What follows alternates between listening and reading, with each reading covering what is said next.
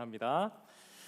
한 억만장자가요, 이 자기 신분을 숨긴 채로 자기가 살고 있는 도시, 유명한 도시, 자기가 살고 있는 도시가 아니라 어떤 낯선 동네에 가서 90일 동안 100불을 가지고 100만 불을 만드는 프로젝트에 도전했어요. 사실 이런 비슷한 영상들이 몇 개 있거든요. 자기가 누군지 숨긴 채로 문제를 해결해가는 과정을 영상에서 보여주는 거예요. 자극도 받고 교훈도 줄 만한 영상들이 만들어지는데 영상의 결과는 대부분 다 비슷합니다. 결과가 어땠을까요? 네, 자기 사업체가 있어서 이미 수억 달러, 한국 돈으로는 조 단위의 사업을 하는 사람들도 도전했거든요. 그 성공을 이미 경험했던 사람들은 낯설고 새로운 도시에 가서 거의 빈손이라고 말할 수 있는 100불 가지고 시작해서 큰 성공을 거둡니다. 그 과정에서 그들이 가지고 있는 태도나 일을 풀어나가는 방식들을 배울 수가 있어요. 근데 보면은 그 과정에 분명히 예상치 못한 어려움 상황들, 문제 상황들이 생기거든요. 근데 그 상황들을 어떻게 해결해 나가는지를 영상이나 이런 프로젝트를 보면서 우리는 보고 느끼고 배울 수가 있습니다.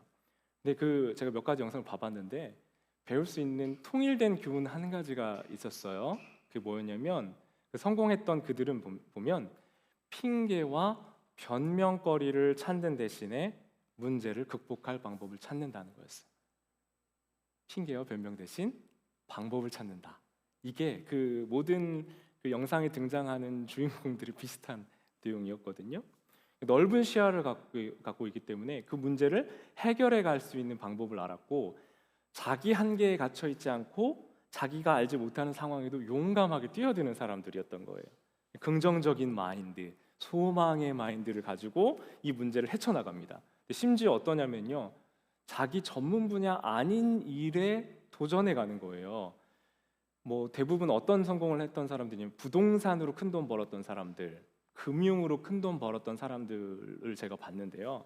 이 사람은 이미 자기가 성공한 그 분야 말고요, 알지 못하는 일에도 도전합니다. 자기가 던져진 낯선 도시에 가서 그 환경에 필요한, 그 도시에 필요한 비즈니스를 찾아내요. 그리고 그에 맞게 자기 일들을 헤쳐나가는데, 자기가 알지 못하는 영역들, 어떤 사람은 BBQ 집을 하는 거예요. 바베큐 집을. 자기가 전문가가 아니잖아요. 그래서 어떻게 하냐면 그 도시에서 잘 알고 있고 전문성을 가진 사람들을 자기 동료로 삼고 찾아서 그들과 함께 팀을 이루고 인내심을 가지고 그 문제들을 잘 해결해 나간다는 겁니다. 자, 그럼 오늘 우리가 말씀 한번 읽었잖아요. 벌써 그 맥락에서 오늘 말씀을 본다면 여러분 오늘 본문을 어떻게 이해하실 수 있으시겠습니까?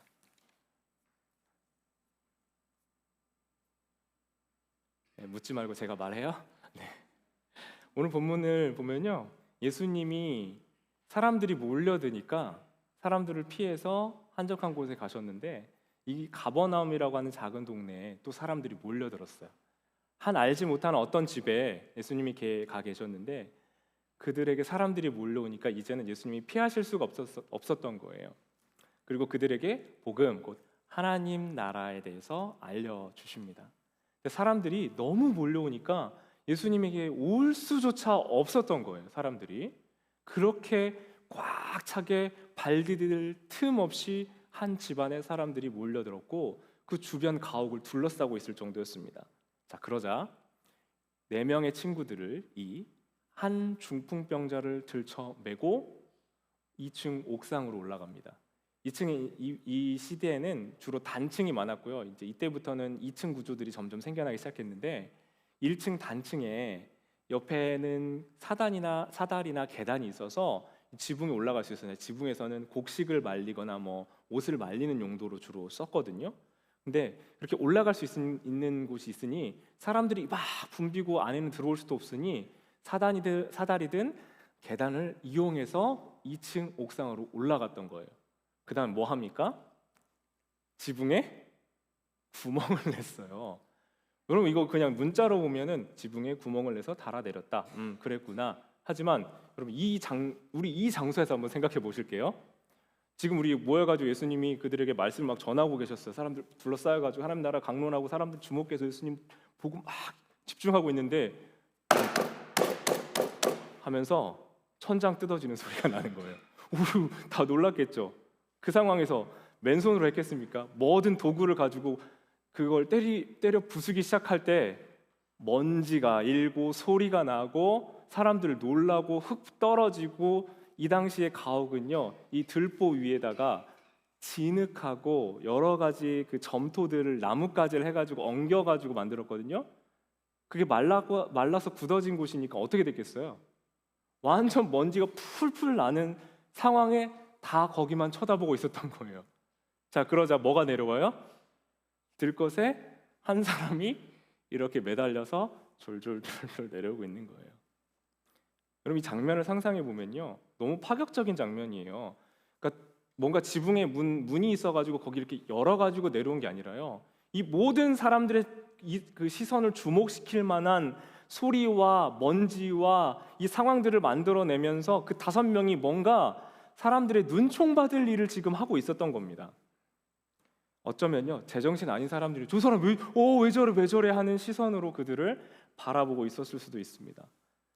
여러분, 우리가 이 본문을 상상하면서 아까 제가 먼저 말씀 전하기 시작하면서 나눴던 그 사람들의 이야기를 대입해 보면 우리는 어떤 교훈을 얻을 수 있으세요? 이들에게는 돌파력이 있죠. 어떤 문제도 해결할 수 있는 문제 해결 능력과 어떤 상황도 지붕이라도 뚫어낼 수 있는 힘이 그들에게 있습니다. 자, 2장 3절부터 5절까지 볼게요. 사람들이 한 중풍병자를 4사람에게 메워가지고 예수께로 올세. 4절 같이 볼까요? 무리들 때문에 예수께 데려갈 수 없으므로 그 계신 곳의 지붕을 뜯어 구멍을 내고 중풍병자가 누운 상을 달아내리니. 5절을 같이 한번 읽겠습니다. 시작. 예수께서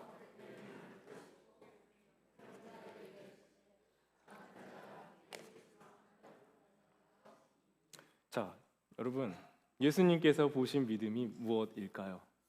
예수님의 마음을 움직인 믿음이 무엇이었습니까? 앞선 이 억만장자의 성공 이야기의 같은 맥락에서요, 환경이나 상황이 아니라 그것들로 핑계나 변명거리 삼지 않고 길과 방법을 찾고 도전하는 믿음을 가진 사람이 되도록 오늘 이 마가복음이 우리에게 권하시는 거 아니에요? 성경을 자기계발, 교훈 이런 맥락에서 이해한다면 오늘 본문의 이야기들은 문제를 헤쳐나가는 굉장한 문제 해결 능력이 있는 사람처럼 보이고, 그래서 오늘 본문, 오늘 말씀 설교의 제목처럼 사람의 마음이 아니라 예수님의 마음까지 움직일 수 있는 믿음을 가진 사람들, 지붕을 뜯어서라도 문제를 해결할 수 있는, 돌격할 수 있는 믿음을 가진 사람, 그런 사람 되시기를 주님의 이름으로 축원합니다. 아멘이시죠? 네, 결론이 다 나왔죠? 그래서 여러분, 오늘 말씀이 그 결론으로 끝난다면 제가 이미 맺은 이 결론을 가지고 여러분, 우리 함께 기도하겠습니다. 반주해 주시고 함께 합심해서 돌파할 수 있는 믿음을 가진 사람이 되도록 우리에게도 그 믿음을 주시옵소서 하고 함께 통성으로 기도하겠습니다 하시고 기도를 뜨겁게 막 하신 다음에 여러분의 삶의 자리로 돌아가신다면, 여러분, 그렇다면 어떠시겠습니까?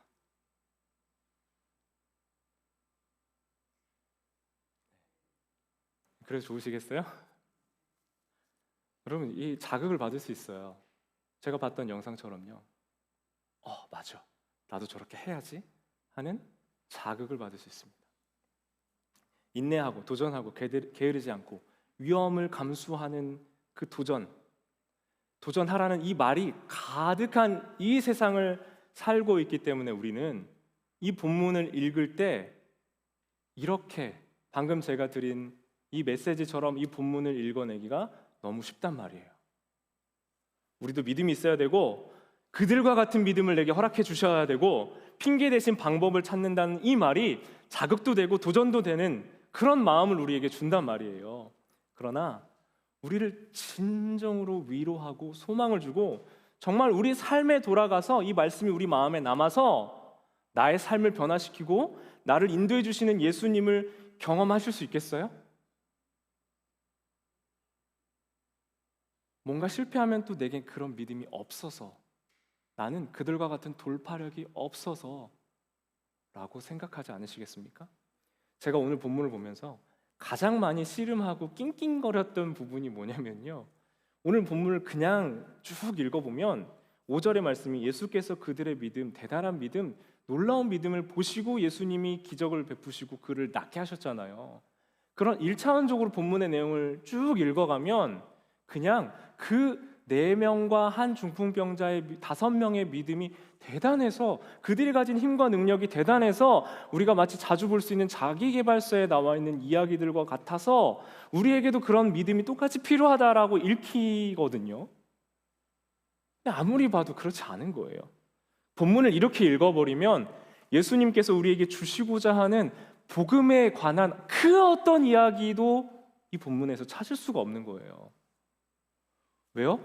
우리의 노력만 강조되거든요. 우리가 잘해야 된다는 것만 강조돼요. 여러분, 우리가 그리스도 안에 있고 예수 안에 있고 하나님의 자녀가 되고 신앙을 가지면서 누릴 수 있는 복이 뭔지 아세요? 그것은요, 내가 다 할 수 있다가 아니라요, 우리의 연약함에도 불구하고 크신 하나님이 우리를 바라보고 계신다는 겁니다.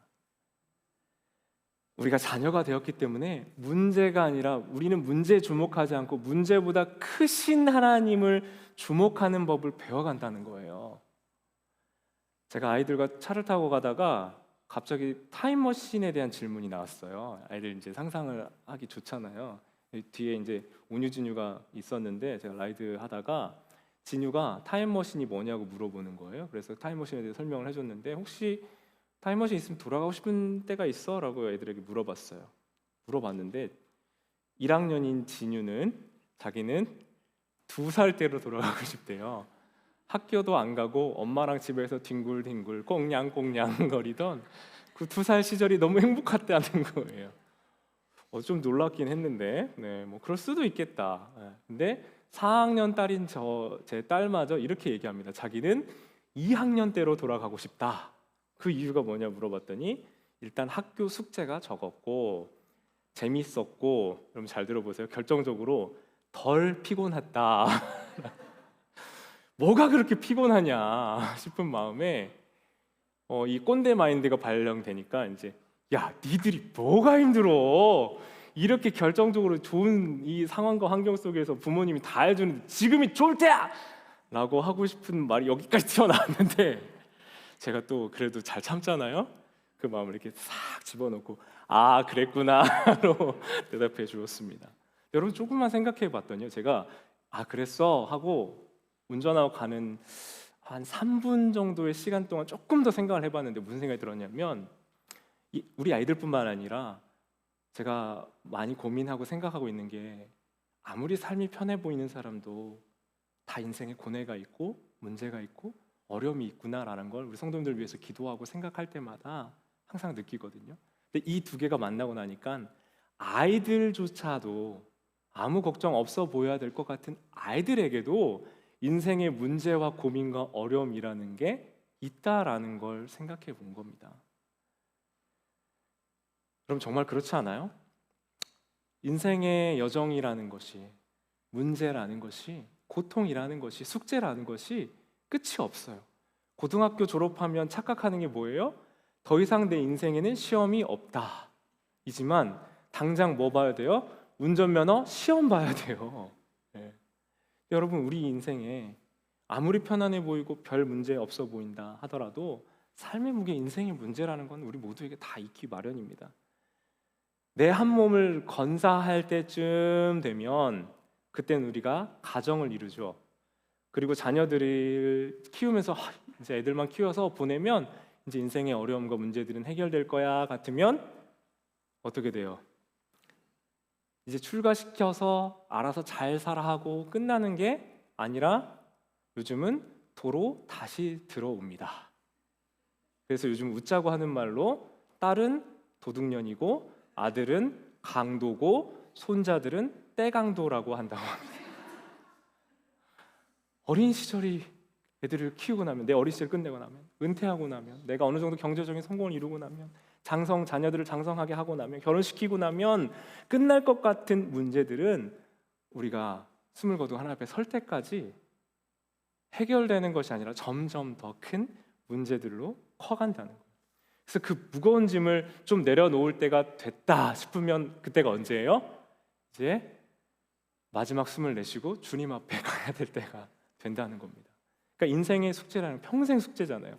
잘하고 있어도 더 잘해야 되고, 해결하고 끝나는 것 같아도 다른 문제가 또 생기는 것이 인생의 문제라는 거예요. 고뇌는 끝이 없다는 겁니다. 그런데 우리가 하나님의 자녀, 하나님의 약속의 자녀, 생명으로 연결되면서 받게 되는, 누리게 되는 복이 무엇이냐면요, 문제보다 크신 하나님, 나보다 크신 하나님이 나의 아버지, 주인, 목자, 왕이 되어주신다는 거예요. 그렇기 때문에 큰 문제와 어려움은 계속될 수 있지만 그 문제보다 크신 분의 약속과 그분의 도움 안에 살아가고 그분의 인도하심 살아가기 때문에, 안에서 살아가기에 절망과 낙심이 아니라 기대와 소망으로 내 앞에 주어진 일들을 하나씩 감당해낼 수 있다. 이것이 그리스도인들이 받아들이는 복이 아니겠습니까? 아직 완전하진 않아요. 불완전하고 부족할지라도 주님이 나의 주인, 목자, 인도자 되시기에 두렵고 깜깜해도 그 어둠 속을 걸어갈 수 있는 그 길과 용기가 우리에게 허락된다는 말씀이에요. 그러니까 제가 전에 종종 말씀드렸던 어둠을 밝혀주는 빛이 쫙 열리는 것이 아닐지라도, 때론 깜깜한 어둠을 걷는 것 같을지라도 그 순간에 우리 발에 우리 길에 인도자 되시고 우리 목자 되시는 그 주님의 인도하심을 한 걸음 한 걸음씩 경험하면서 어둠 속을 걸어갈 수 있는 방법과 용기를 얻은 사람들이 그리스도인들인 줄 믿습니다. 여러분, 그러니까 불안과 절망의 인생의 무게를 내가 할 수 있고 이런 믿음 가지고 돌파해낼 수 있어 라는 걸 본문에서 우리에게 말씀해 주시는 것이 아니에요. 마음먹은 대로 해야 돼, 돌파하는 믿음이 있으면 다 할 수 있어, 자, 이 사람들처럼 안 해놓고 돌파하지 않고 핑계와 변명된 사람들 그 밑으로 다 납작 엎드려! 라고 하신 말씀이 아니라는 거예요. 그렇다면 우리는 다 실패자고요, 이렇게 용기가 없으면 패배자라고 성경이 우리에게 데피니션, 정의를 주는 거란 말이에요. 우리 오늘 이 본문에서 우리에게 주시는 말씀 뭐냐면요, 우리의 눈과 시선이 하나님께 향해 있고 예수님께 향해 있을 때 우리의 좁은 시선과 한계 안에 갇혀 있는, 사람들의 눈 안에, 시선 안에 갇혀 있는 우리의 연약함과 한계를 넘어설 수 있다는 걸 말씀해 주고 싶은 거예요. 사실은요, 이 본문에서 이 앞뒤 맥락을 좀 같이 보셔야 됩니다. 예수님이 사람들을 고치시는 것은 사실 그들을 보고 불쌍히 여기는 마음이 있으셨기 때문이거든요. 근데 예수님이 이 일을 하러 오셨다, 내가 이 일을 하러 왔다 하신 그 일은 뭐냐면, 오늘 말씀처럼 도, 길, 진리, 생명, 이제 하나님 나라가 가까이 왔고 이제는 우리의 모든 죄와 사망이 예수 그리스도의 이 죽음을 통해서 완전히 회복될 그 하나님과 다시 우리를 연결시켜 주시는 그 하나님 나라의 회복이 시작됐다라는 하나님 나라의 도, 이 진리를 사람들에게 선포하고 알려주고 그 일을 완성하러 오셨단 말이에요. 근데 사람들이 눈에 보이는 건 뭐냐면요, 병을 고쳐주고 사람들의 귀신을 쫓아주고 문제를 해결해 주시는 예수님만 보였어요. 근데 예수님도 아셨겠죠. 이렇게 병을 고쳐주고 나면 사람들이 몰리는 걸 경험을 하셨고 아셨습니다. 그러니까 예수님도 사실은 그거에 주목하려고 하지 않으셨는데, 사람들을 보면 예수님의 그 창자가 끊어지는 스플랑큰 이조마이라고 헬라어로 표현되어 있는 예수님의 그 안타까운 마음이 사람들을 볼 때마다 생기신 거예요. 그러니까 그들을 볼 때 불쌍히 여기고 차마 외면하지 못하고 그들을 고쳐주시고 회복하시고, 그리고 나서 뭐라고 하세요? 쉿, 말하지 마 라고 얘기하시는 거예요. 왜냐하면 사람들이 몰려들어서 예수님이 하나님 나라를 선포하는 이 말씀 사역과 선포 사역과 이 하려고 하시는 일들을 할 수가 없었기 때문에 그렇습니다. 자, 그런데 사람들은 늘 그것만 초점을 맞추고 병 고치는 것, 나의 도움 주는 예수님, 그것만 쫓아와요. 그래서 사람들이 사실은 지금 몰린 겁니다. 지금 오늘 말씀에 나와 있는 중풍병자와 4명의 친구들도 같은 맥락이에요. 예수님을 몰라요. 예수님이 왜 오셨는지 그 사역의 의미도 모르고 예수님이 무엇을 하려고 하시는지도 모르고 그건 관심도 없습니다. 그들의 믿음에 사실 문제가 많아요. 그들의 믿음은 내 문제를 해결해주고 나의 병을 고쳐주고 내가 사랑하고 내가 아끼는 이 귀한 내 친구를 어떻게든 낫게 해주고 싶은데 그걸 해결해 주실 수 있는 분이 예수님이다라는 믿음 한 가지 가지고 예수님께 왔어요. 그러니까 그들의 믿음이 완전하고 완벽해서 예수님이 그들의 믿음을 보시고 야, 너네 믿음 진짜 좋다 하고 고쳐주신 게 아니라요, 그들의 믿음에는 오류가 있고 문제가 있고 완벽하지 않은 이해가 있었다는 거예요. 잘 몰랐어요. 예수님이 누구신지도, 예수님이 어떤 일을 행하실 것인지도 몰랐어요. 그러나 그들에겐 딱 한 가지, 예수님이 고쳐주신다, 예수님이 치유해 주신다, 그 한 가지만 있었다는 겁니다. 그러니 그들의 좁은 시선, 좁은 한계가 아니라 예수님을 바라봤더니요, 예수님께 초점을 맞추고 왔더니 사람들이 야, 거기 뭐 하는 거예요? 하는 이 원망 섞인 목소리와 이 비정상적이라고 하는 상식 밖의 행동들, 이런 행동들 때문에 사람들의 질타를 받을 것에 대한 두려움, 사람들의 시선 안에, 감옥 안에 갇혀있는 그들의 생각이나 눈치 보는 것이나 이런 모든 상황이 그들에게 중요하지 않았다라는 겁니다. 그래서 완전하지 않고 완벽하지 않았지만 예수님께 소망이 있다는 것에 주목해 봤다는 거죠. 그래서 여러분, 이 당대 사람들은요, 병이 있다라는 건 죄가 있기 때문에 병이 있다라고 생각했거든요. 여러분 생각해 보세요. 중풍병자가 내려올 때 사람들의 시선, 저 죄인이 지금 뭐 하는 거야 하면서 쳐다봤을 거라고요. 중풍병자가 나 하기 싫어, 나 원치 않아 하면 할 수 없는 일이에요. 근데 사실 여러분 생각해 보세요. 내가 죄인이라는 시선을 받고 있었고, 그리고 상에 매달려 내려올 수밖에 없는 처지에 있는 그 중풍병자를 생각해 보세요. 여러분, 사람들이 다 쳐다보고 있어요. 병이 나을지 안 나을지도 몰라요. 그러나 딱 한 가지 소망 가지고 내 힘으로 할 수 있는 게 아무것도 없어서 그 들것에 틀려 내려오고 있는 중풍병자를 생각해 보세요. 근데 여러분, 그럼에도 그는 그렇게 하길 원했으니까 친구들이 그렇게 했던 거예요.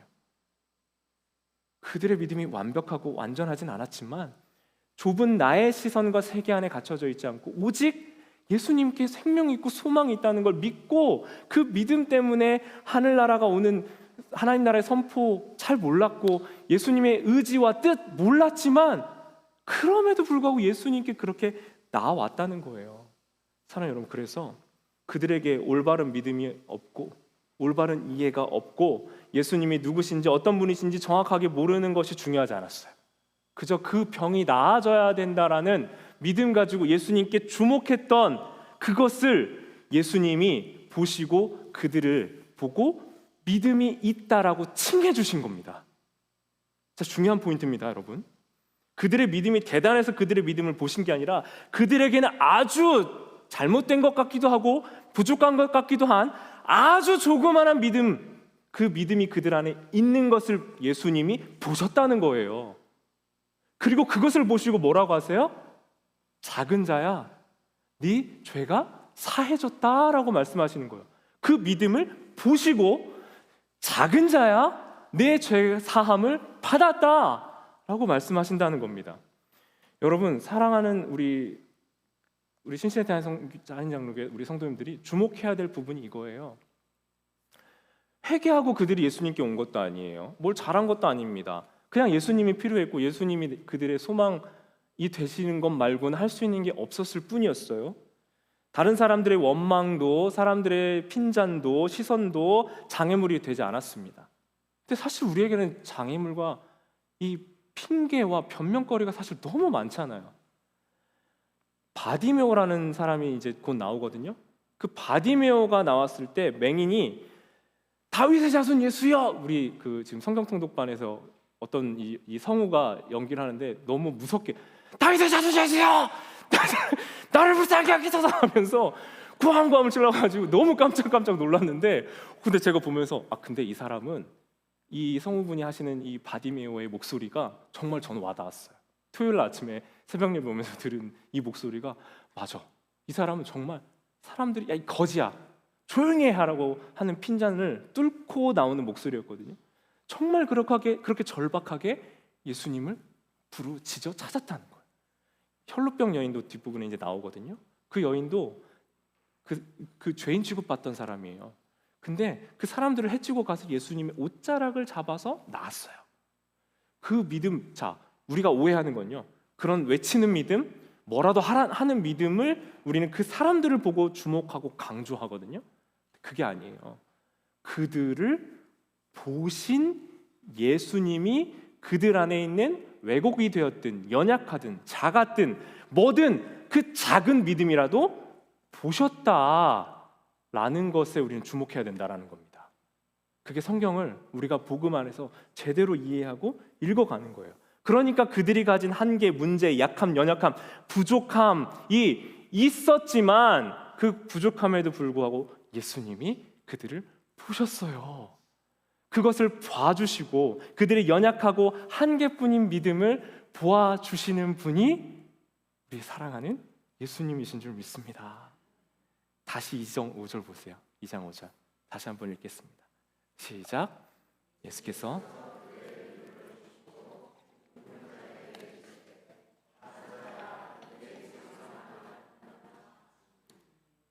이제 2장 5절 말씀이 다시 읽히시죠. 이 말씀이 강조하고 있는 바가 무엇인지 다시 읽히시죠. 그들의 믿음 보고 예수님이 와, 너 합격, 너 인정, 이게 아니라는 거예요. 우리에게 내가 너 합격할 만한 믿음 너 보여줘야 돼를 말씀하시는 게 아니라는 거예요. 예수님은 우리 안에 있는 그 겨자씨만한 조그만 그 믿음을 보시고 사랑하는 자야, 작은 자야, 죄사함 받았어. 내가 너를 사랑해. 내가 너의 믿음을 볼 거야. 라고 말씀하시는 줄 믿습니다. 정확하지 않고 불완전한 이해, 내 필요를 찾는 것 같은 믿음 다 괜찮다는 거예요.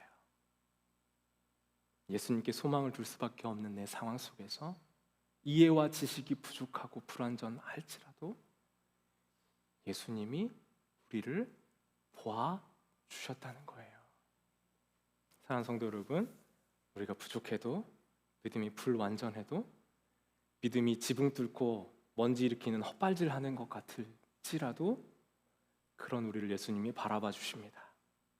예수님을 찾고 예수님의 도우심을 구하는 간절함을 외면하지 않고 예수님이 그래서 우리에게 말씀하신다는 거예요. 작은 자야, 네 죄가 사함받았다. 작은 자야, 연약한 자야, 부족한 자야, 네 죄가 사함받았어. 예수님 더 만나고 싶고 알고 싶고, 여러분 말씀이 이해가 되지 않고 어떻게 하는지 방법도 모르지만 예수님을 만나려고 하는, 알길 원하는, 궁금해하고 사모하는, 찾으려고 하는 그 작은 믿음을 예수님이 보신다라는 겁니다. 때로는 이해하지 못하고 말씀을 예수님 알고 싶어서 읽는데 내용도 이해도 안 되고 읽기 시작하면 한 장도 안 읽어도 잠이 잘 와가지고 자기 전에 읽으면 수면제로 쓰기도 하고 뭔 말인지 모르겠어서 그냥 읽긴 있는데 이건 글이고 나는 생각인지 뭔지 모른다 할 그 순간에조차 그런 우리의 믿음을 보시고 은혜를 베풀어 주시다라는 거예요. 성경 통독반 지금 이제 15명 함께 조인해가지고 읽고 있거든요. 지금 개역개정으로 시작했어요. 개역개정에 이제 그 좋은 프로그램이 있어서 성경도 읽어주고 드라마 바이블로 아주 역동적으로 읽어주기 때문에 개역개정으로 우리가 익숙하지만 시작했습니다. 근데요, 사실 성경 처음 읽으시는 분들 개역개정으로 읽으면 특히 이제 우리 어떤 한 성도님이 얘기한 것처럼 주어가 자꾸 한국말에 빠져 있어가지고 이게 누가 한 말인지 이제 오래 교회를 다니시면 이게 더 익숙해지지만 이게 뭔 말인지 잘 이해가 안 될 때가 많아요. 그리고 약간의 고어가 남아있기 때문에 잘 안 쓰는 표현들이 자꾸 나와서 이 성경의 이해를 하는 게 아니라 단어가 이해가 안 되는 부분들이 사실 조금 많다는 겁니다. 그래도 여러분 그렇게 시작해서 익숙한 것 같아도 알지도 못하는 다시 보니까 이제 모르겠네 하는 장면도 있고요. 이해가 안 되는 내용들이 사실 많아요. 근데 저는 뭐가 느껴지냐면 그 안에서 말씀을 가까이 하려고 하고 하나님을 찾고 은혜를 구하려고 하는 우리 성도들의 갈급함과 마음들이 저는 느껴져요. 그 마음이 저 느껴지는 거예요. 근데 예수님 그거 모르시겠어요, 여러분? 그 마음을 보지 않으시겠어요? 이해가 안 되고 나는 읽어도 모르니까 안 한다는 게 아니라 어떻게든 읽고 은혜를 구하려는 우리 그 믿음을 보신다는 거예요. 그리고 그것을 심지어는 믿음이라고 칭해 주신다는 거예요. 내가 생각할 땐 믿음 같지도 않은 그걸 보고 믿음이라 칭해 주신다는 거예요. 여러분, 믿음은 하나님을 아는 것이고 우리의 현 이 주소에와 믿음의 현실과 믿음의 지향, 이 미래의 지향, 이 사이에 간극이 있기 때문에 이걸 좁혀가는 거라고 했잖아요. 근데 사실은 우리에게는 이걸 좁혀갈 힘도 없어요. 힘이 없고 우리는 좌절한단 말이에요. 근데 이 믿음이 좁혀가는 걸, 우리의 여기에 있는 이 믿음을 보시고 하나님이, 예수님이 우리를 보시면서 이걸 좁혀갈 수 있는 그런 길과 모든 것들을 우리를 바라보시며 인도해 주신다는 것이 우리에게 얼마나 소망이 됩니까? 차이를 극복하지 못하니까 맨날 좌절해요. 그러니까 자꾸 자기계발서 같은 내용들 읽으면 좋아요, 도전되고 여러분도 그렇게 하실 수 있고 생활의 습관이나 이런 것도 바꿔가는 거 필요합니다. 저도 자극받고요, 운동 자극받고 운동을 하려고 열심히 노력하고 있거든요. 그럼 필요할 수 있어요. 근데 결론은 다 똑같습니다. 하다 보면 성공한 사람들은 성공한 이야기를 하지만 나는 그렇게 못할 때가 많잖아요. 나는 안 되는구나 하고 좌절하고 절망하고 포기할 때가 많잖아요. 그런데 우리에게 소망이 되는 것은요, 복음의 기쁜 소식은 그런 우리를 예수님이 아신대요. 그런 믿음을 봐주신대요. 그리고 우리에게 은혜를 베풀어 주신대요. 그리고 이제 나와 함께 가자, 내가 너 붙잡아 줄게 하면서 손을 잡고 인도해 주신다라는 겁니다. 여러분, 이것이 은혜고 이것이 우리에게 주시는 복음인 줄 믿습니다. 나로부터 해결되는 것이 아니라 예수님으로부터 오는, 예수님 의지하고 믿음으로 나아갈 때 얻을 수 있는 구원에 대한 선포가 바로 우리에게 임한 복된 소식인 줄 믿습니다. 사람의 시선으로부터 자유로워져서 정말 내가 나을 수 있는 하나님 앞으로, 그 하나님 앞으로 시간 나아가기를 원합니다. 때로는요, 우리가 주목하고 있는 게 너무 많아요. 예수님이 우리의 필요와 구원주이신 것을 알고 있는데 봐야 될 게 너무 많아요. 사람들의 시선도 봐야 되죠. 체면도 차려야 되죠. 무척 상식적이어야 되죠. 그리고 문제를 일으키지 않아야 되고 사람들의 주목받는 것도 부담스럽죠. 품위도 좀 유지해야죠. 여러분, 그거 생각했으면 이 5명의 사람들은 그날 구원의 이 사건에 참여하지 못했을 겁니다. 잠깐, 나 체면, 예수님 나 좀 지킬 게 조금 많은데요, 중요한 게 많은데 예수님 저 체면 좀 먼저 차리고요, 예수님 저 이것 좀 먼저 하고요, 예수님 이 정도 품위만 조금 유지하고요 라고 하고 있다면 아직 예수님께 간절하지 않은 거예요. 그분 앞에 우리 마음이 그분이 상 주시는 미쁘신 분인 줄 알고 우리의 작은 믿음이라도, 그 오병이어 가져왔던 아이의 그 작은 마음이라도 주님 앞에 나올 때 주님은 우리의 그 믿음을 보시고 우리를 그 믿음을 보고 그 믿음을 의로움으로 여겨 주시는 줄 믿습니다. 사랑하는 여러분, 그리고 오늘 본문을 보면요, 이제 죄사함을 받았다고 말씀하세요. 병이 나았다고 선언해 주신 게 아니라 죄사함이 나았다라고 말씀하세요. 이 죄사함의 사건을 선언하시는 건, 여러분, 우리는 항상 그렇거든요. 병이 나은 걸 주목하지 죄사함은 둘 중에 뭘 먼저 해달라고 하길 원하냐면 병부터 고쳐주세요 하거든요. 사람들은요, 병 낫는 걸 보기 원하지 죄사함을 볼 생각하지 않아요. 예수님 먼저 뭘 얘기하셨어요? 죄사함을 먼저 얘기하셨어요. 인생의 궁극적인 문제가 먼저 해결돼야 된다는 거예요. 죄의 문제가 해결되지 않고는 이 병이 고쳐지고 나서 이 사람이 돌아가서 나 앞으로 살아가면서 마주하는 문제들은 똑같이 또 벌어지고 일어난다는 거예요. 그래서 병뿐만 아니라 아주 근원적인 문제에 대해서 말씀을 먼저 하셨어요. 죄 사함. 하나님, 죄가 뭐라고요? 하나님으로부터 멀어져 하나님의 생명으로부터 단절된 삶, 그것을 죄라고 얘기해요. 죄가 사해져서 다시 하나님과 연결되었다라는 걸 말씀하시는 거예요. 죄가 사해지고 생명 없는 곳에서 생명 있는 곳으로 돌이켜 하나님과 연결된 삶으로 먼저 부르셨어요. 근데 종교 지도자들은요, 회개나 속죄 기록이 없으니까 예수님이 얘기하는 게 신성모독이라 생각한 거예요. 하나님이 하시는 건데 여러분, 그래서 우리는 알 수 있습니다. 하나님만이 할 수 있는 죄 사함을 선언하는 예수님이 그래서 죄를 사하실 수 있는 권한을 가진 하나님이신 줄 믿습니다. 우리가 저 사람 용서하면 이 둘 사이에 문제가 있어서 법적인 처벌을 받을 때요, 민사로 저 사람을 용서했을 땐 감경이 돼요.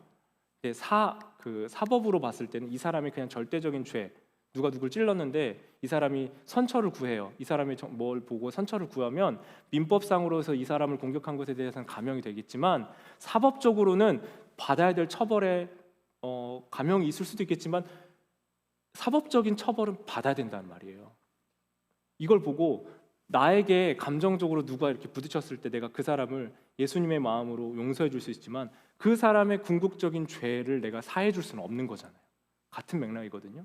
그런데 예수님은 그 죄를 사해 주셨다는 거예요. 왜요? 하나님이시기 때문에 그렇습니다. 죄를 사할 수 있는 권한이 있으신 그 예수님, 이 땅에 우리 구원자로 오신 예수님의 은혜가 우리에게 임했습니다. 그리고 그 죄사함의 선언을 여러분 잘 생각해 보면요, 뭘 봐야 되냐면 예수님이 그 죄사함을 위해서 뭘 하실 거예요? 죽으러 가요. 지금 예루살렘을 향해 가고 계신데요, 가실 것인데 예루살렘의 죄사함을 위해 죽으러 가신다는 거예요. 작은 자야, 네 죄사함 받았다라는 말은요, 작은 자야, 내가 죽음을 통하여 너를 용서할 거야 라고 말씀하신 거예요. 와, 너 믿음 합격, 너 용서, 이게 아니고요, 나의 대속 죽음을 통해 너의 죄는 사해질 거라는 선언을 하신 거예요. 신성모독이 아니라 하나님이 누구이신지를 보여주신 일이고, 예수님이 가셔야 할 그 길에 대해서 자신이 말씀하신 거예요. 오늘 이 시간 기도하며 찬양, 먼저 모든 능력과 모든 권세라는 찬양을 함께 할 겁니다. 여러분, 이 본문의 전체적인 맥락을 제가 묵상하고 읽다 보니까요, 하나 느껴지는 게 있어요. 예수님이 우리보다 우리의 구원에 더 절박하세요. 예수님이 우리의 구원에 우리 자신보다 더 관심을 가지고 계세요. 그래서 아주 작은 믿음이라도 찾아내서 그 믿음을 통해 하나님과 연결되어 있는 생명의 삶으로 우리를 초대하시고 초청하고 싶어 하시는, 그런 여러분 자책하지 마시고, 먼저 지금은 자책할 때가 아니에요. 난 이런 사람이에요를 얘기할 때가 아닙니다. 예수님, 바디메오처럼 나를 불쌍히 여겨주세요 소리칠 때, 지붕을 뚫어내릴 때, 사람들을 비집고 들어가서 예수님의 옷자락이라도 만지듯, 그렇게 예수님의 도우심과 내 삶에 개입해 주심을 바라보는 아주 한풀과 같은, 겨자씨 하나과 같은 그 믿음이 우리에게 필요한 줄 믿습니다. 그 믿음을 보시고 살아난 여러분의 인생을 찾아오실 것이고, 지금 이미 일하고 계신 그 일들이 무엇인지를 깨닫게 하실 것이고 알게 해 주실 줄 믿습니다. 우리 먼저 이 찬양 함께